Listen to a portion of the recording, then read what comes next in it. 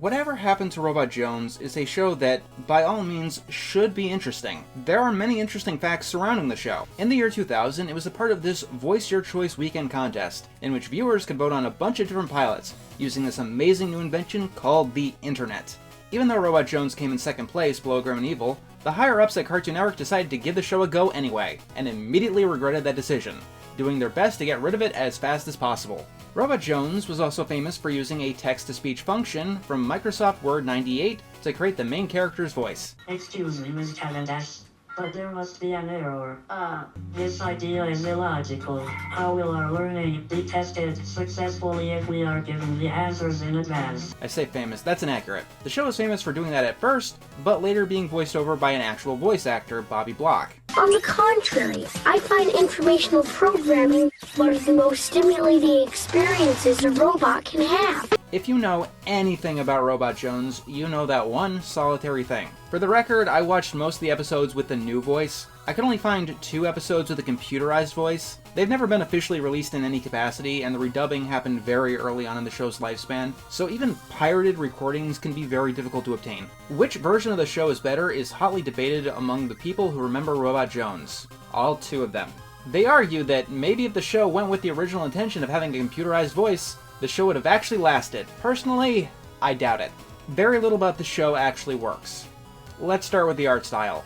So, Robot Jones doesn't look like any other Cartoon Network cartoon. He doesn't look like any cartoon, except for one. It's Schoolhouse Rocky, the chip on the block of your favorite Schoolhouse Rock. Robot Jones was intentionally designed to look like Schoolhouse Rock. Now, if it's been a while since you've been to an elementary school, Schoolhouse Rock was an educational show from the 1970s, and one of the only 4 good cartoons from the 1970s. Even though the show was of higher quality than its peers, the visual appeal was not one of the best aspects of Schoolhouse Rock. Back in the 1970s, cartoons were made extremely on the cheap, because that was the only way that you could really turn a profit on television animation before merchandising was able to make up for the lack of funding. That's why you have a lot of things like the scrolling backgrounds in Scooby-Doo, those shows having very limited movement, so on. And while Schoolhouse Rock certainly looks better than some of its contemporaries, the shortcuts still are apparent in it. Simply put, Schoolhouse Rock is a very crude-looking show. But Schoolhouse Rock gets away with looking crude for a couple of reasons. Number 1, it has some kick-ass music. We all still quote, "I'm just a bill sitting on Capitol Hill" for a reason.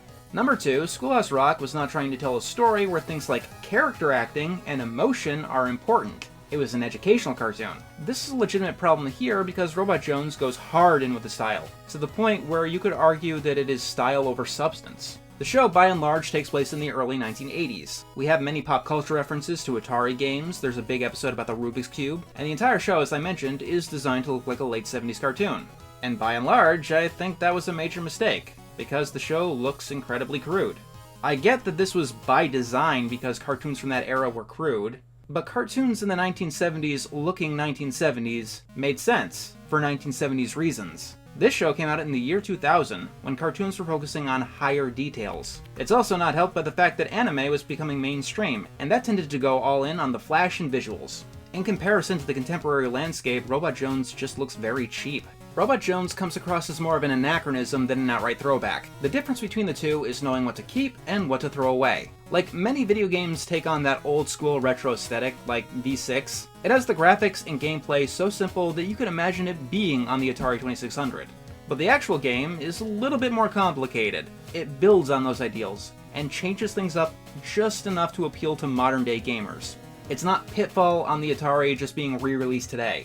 However, all too often, that's what Robot Jones feels like. Which wouldn't be a problem, except cartoons from the 1970s and the early 80s were absolutely terrible. It's called the Dark Age of animation for a reason.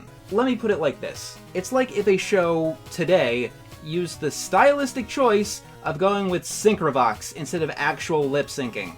The characters in Robot Jones are simple and bland, to match what they were in the 1980s, which was acceptable in the 1980s. Not in the year 2000. The show came out after sitcoms like The Simpsons, and more complicated shows like Gargoyles or X-Men. The only character who is not bland in this entire thing is Shannon, and that is because she literally has a different personality in every goddamn episode. There are robots' friends, which are generic friends, there's the teachers, which are generic mean teachers, and the Yogman bullies, who are just typical bullies that kind of poof out of the series by the end. You've seen these archetypes just a million times, especially now that it's 20 years later. I mean, Robot Jones does try, I will admit, a little bit. A lot of the 1970s, 80s stuff was all about morality tales, teaching kids lessons. And at the end of each episode, Robot Jones does state the lesson, which is usually him taking away confused information about what he's experienced in the end. Basically, imagine conversing with ChatGPT. Unfortunately, it's so dry that it feels too annoying to appreciate the humor in it. And a lot of that comes from the voice. Tonight I learned that although most teenagers are embarrassed by their parents, each family is unique in its own way. And I suppose we should talk about that aspect of the show. Personally, I don't think a Microsoft voice would have helped the series at all. In fact, I think the show should have gone all the way towards a clearly human voice. By speaking like a robot and adding a digital filter, it slows down Robot Jones' dialogue. That's a problem, because so much of the humor in the show is dialogue-based. As a result, the pace is too damn slow, and many of the episodes just seem draining because of it. And that's bad because the show had a lot of stiff competition. A lot of people say that Teenage Robot and Nickelodeon stole the show's thunder because it kind of sort of had the same premise. Robot teenager trying to fit in at a high school and failing because of machine-related problems. I can see that, but Robot Jones actually reminded me a lot more of Invader Zim. Like a really, really bad version of Invader Zim. You see, most of the conflicts come not from Robot Jones being a robot, but because of how badly he misunderstands the human world, and how he often seems to come to the conclusion that robots are better than humans. Zim does it just with aliens. If that's not enough for you, both shows have an episode where the not-human trying to fit in with humans takes their parents to school for a parent-teacher conference and has to deal with the consequences of that. And you can see how night and day it is when one goes over the top and the other tries to downplay it and tries to be quaint and quiet and slow. I think I laughed maybe one time in the show's entire run, when the father gets the idea that the principal was peeping on his wife. And yes, if you're wondering, the principal of the school looks like Charlie Chaplin if he decided to become the dictator of Germany during World War II. I have no idea how they got away with the design. But even more than that, I don't know how they literally do nothing with this. The principal of the school is your generic mean principal. He's not like that crazy. You know what the difference between the Austrian painter guy here and Principal Prickly from Recess is? Prickly actually has depth, even though he came first. And as a result, his antics are actually funny.